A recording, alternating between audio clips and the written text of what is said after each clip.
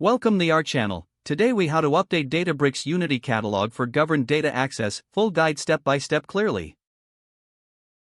To update the Databricks Unity Catalog for governed data access, begin by signing in to your Databricks workspace.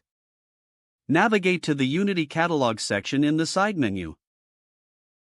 Ensure that you have admin privileges to make necessary changes.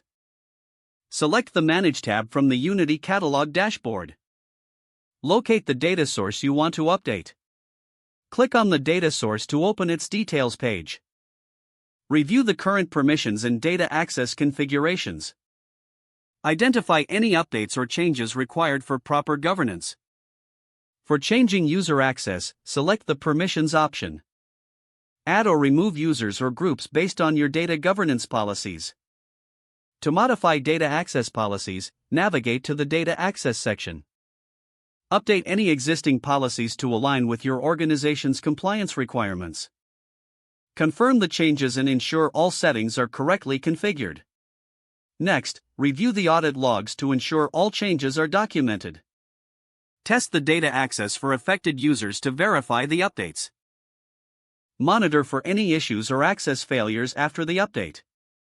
Finally, communicate the changes to your team to ensure everyone is informed. If the page does not load, refresh the browser or try again in a private or incognito window. Make sure you are using the correct email address, then retype it carefully to avoid small typos. If your password is not accepted, use the reset option and create a new strong password you can remember. Check your spam folder for verification or security emails, then complete any requested confirmation steps. Enable two-factor authentication if available to improve account security and reduce unauthorized access risk. After signing in, review your profile details so your contact information and settings are accurate and current. If you see an error message, note it down and try again after restarting your device and internet connection. Log out when you finish, especially on shared devices, to keep your account and payment information secure. If the page does not load, refresh the browser or try again in a private or incognito window. Make sure you are using the correct email address, then retype it carefully to avoid small typos. If your password is not accepted, use the reset option and create a new strong password you can remember.